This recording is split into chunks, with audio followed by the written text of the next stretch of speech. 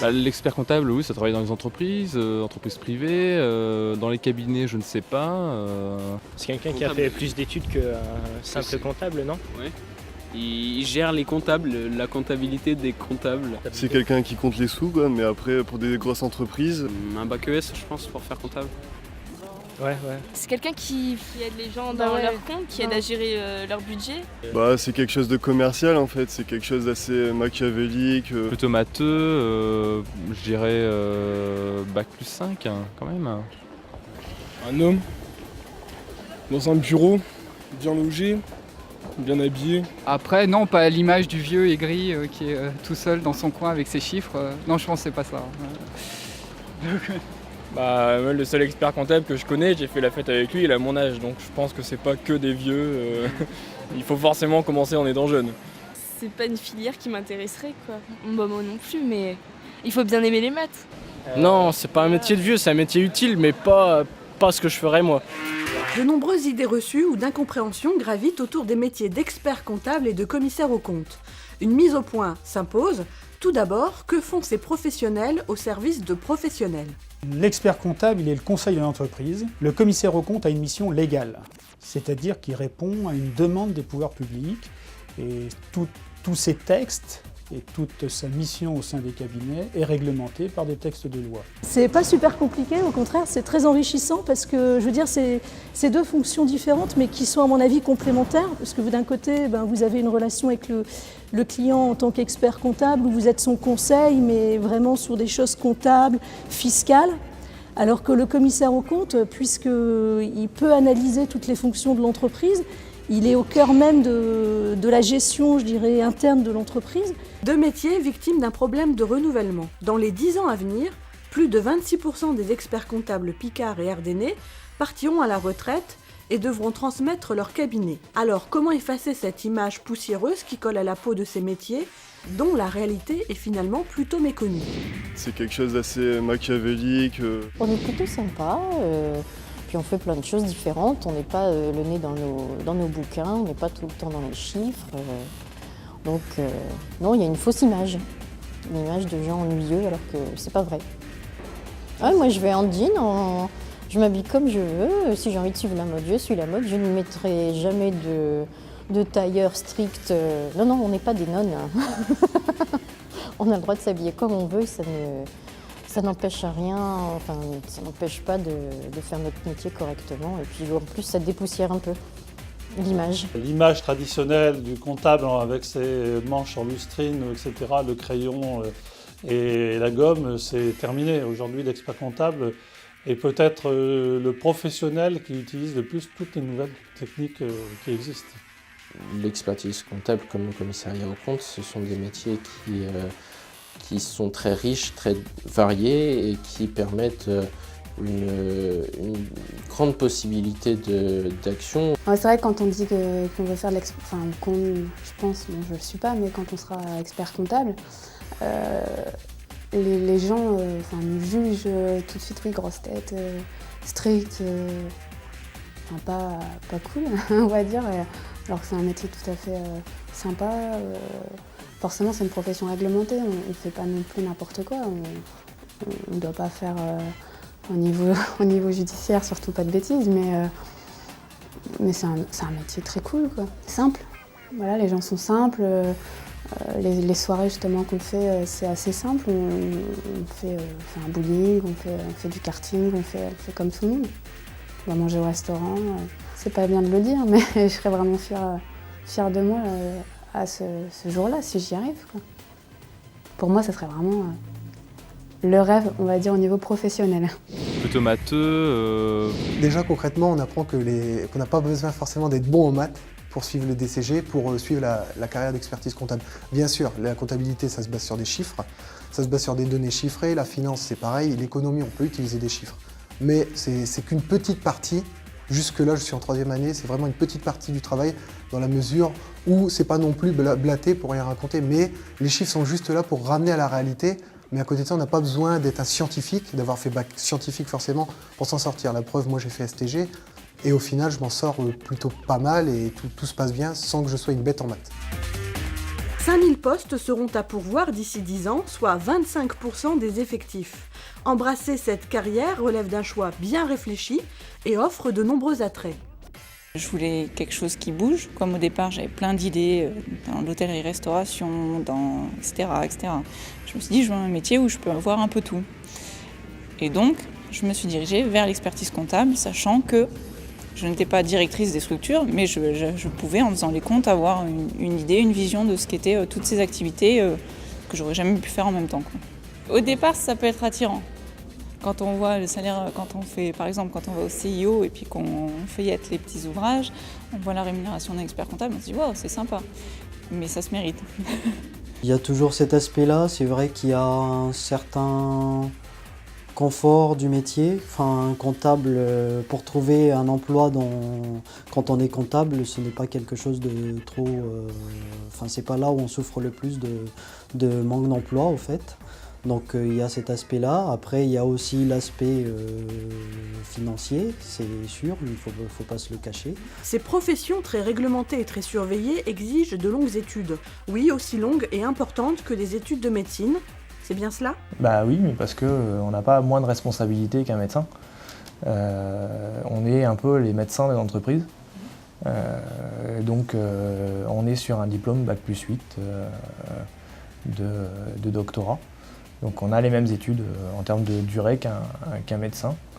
Et on a de vraies responsabilités.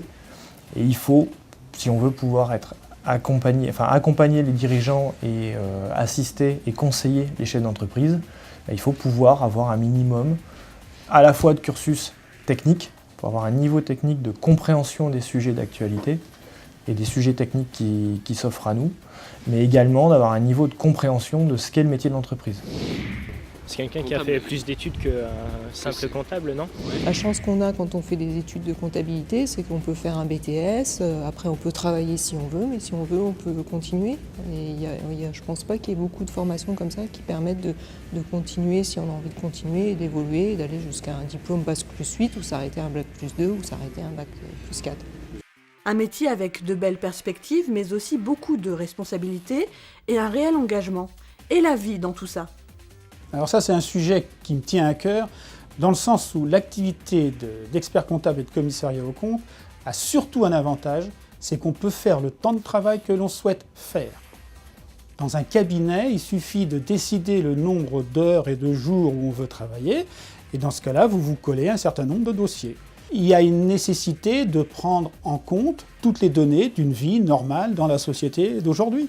Donc moins de travail, plus d'équilibre personnel, s'occuper de ses enfants, s'occuper de son foyer, ça me semble tout à fait normal et ce n'est pas incompatible. C'est un métier très prenant, mais j'arrive quand même à avoir une vie à côté. Après, je pense que ça, c'est une question de volonté. Il faut aussi vouloir prendre du temps libre et ne pas se laisser manger par le boulot. Le travail d'un expert comptable est très prenant car nos clients me sollicitent régulièrement au-delà de la gestion de notre propre cabinet d'expertise comptable. Il faut savoir que moi, en qualité d'expert comptable, en étant indépendant et en ayant créé mon cabinet, je peux gérer mon temps de travail et surtout mes loisirs comme je le souhaite. J'ai donc décidé de garder du temps pour moi et pour ma famille. C'est vraiment très important d'avoir un équilibre entre le travail et la vie personnelle. La profession l'a bien compris, il est temps pour elle d'accomplir sa propre révolution pour attirer cette jeunesse, nouvelle force vive des cabinets de demain. Le métier d'expert comptable évolue d'ailleurs avec les commissaires aux comptes, évolue vers le relationnel. Donc ce qui veut dire que, en fait, on a besoin aujourd'hui évidemment d'avoir une connaissance technique, bien sûr, mais aussi d'un relationnel fort vis-à-vis des clients. Non, c'est pas un métier de vieux, c'est un métier utile, mais pas ce que je ferais moi. On a un travail important à faire, nous en tant qu'éducation nationale, profs, chefs de travaux, au travers des forums, au travers de l'information dans les classes, pour justement expliquer ce que sera le métier, ce qu'est le métier d'expert comptable, et pour faire tomber cette image de rond de cuir derrière un bureau. La démarche est d'aller vers les élèves, leur montrer qu'en fait, quel que soit le bac qu'ils aient choisi, évidemment que c'est un bac STG, c'est peut-être un peu plus compliqué pour eux, mais en travaillant chaque jour, 1 heure, 1 heure et demie, ils vont très rapidement avoir le niveau de l'expertise, enfin sinon de l'expertise comptable, mais en tout cas des études, ils vont s'y mettre très rapidement. Si on a affaire à un scientifique, un bac S par exemple, il va très rapidement se mettre sur toutes les matières quantitatives. Si on a affaire maintenant à un bac ES, puisque c'est la plupart de ceux qui viennent, bac ES, bac S, bac STG, eh bien on aura des étudiants en ES par exemple qui vont très rapidement trouver leur compte dans l'économie et le droit par exemple.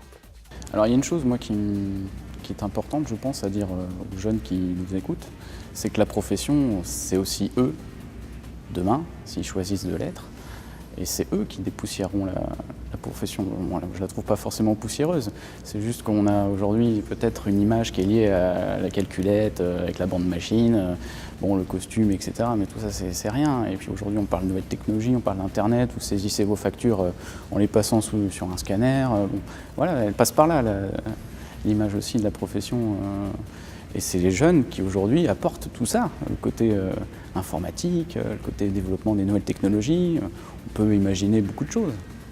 Et à mon avis, c'est l'avenir, c'est les jeunes. Les jeunes sont bel et bien l'avenir, alors si vous hésitez encore, résumons la situation. Non, mais le métier a beaucoup d'atouts. C'est un métier dans lequel on a une vraie perspective de carrière. C'est un métier malgré tout où on gagne de l'argent. C'est un métier dans lequel on rencontre des gens. C'est un métier qui est utile.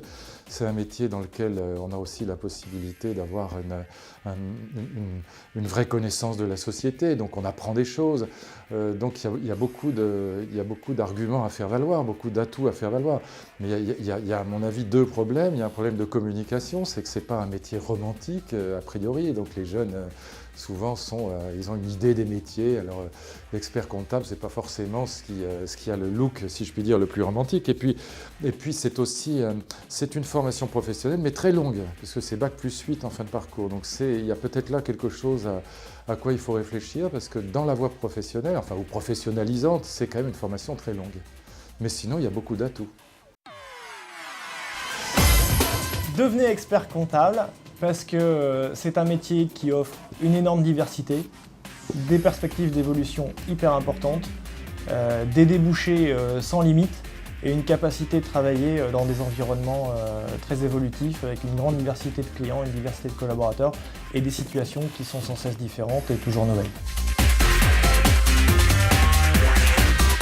La profession sera ce que vous en ferez. Alors si vous voulez que la profession évolue, venez dans la profession. Et ce que je peux dire aussi, c'est à ceux qui sont dedans à l'heure actuelle, souriez vis-à-vis des jeunes, soyez présents déjà au niveau des jeunes qui sont dans vos cabinets pour que cela aille vendre notre métier à l'extérieur. Si c'est le conseil dans les entreprises qui vous intéresse, la profession est faite pour vous. C'est vraiment un métier de passion. Métier de passion est très diversifié. On ne s'y ennuie jamais. Si vous êtes dans mon cas, c'est-à-dire plutôt des jeunes qui aiment la comptabilité, c'est-à-dire qui aiment les matières un peu économie, droit, qui aiment être polyvalents et qui veulent un métier surtout fiable, qui a de l'avenir, eh bien, il faut qu'ils choisissent l'expertise comptable. C'est relativement simple parce qu'ils auront forcément, obligatoirement, une matière, et ça je m'engage, qui leur plaira. Ils auront forcément une expérience professionnelle qui va leur permettre de se jauger et de voir s'ils sont dans la bonne voie, parce qu'après ils peuvent faire toujours demi-tour. Donc il y a vraiment l'expertise comptable, c'est mal connu, on n'est pas assez informé là-dessus, et c'est une filière qui permet de progresser tout au long de sa vie, et donc il ne faut pas hésiter, il faut au moins essayer.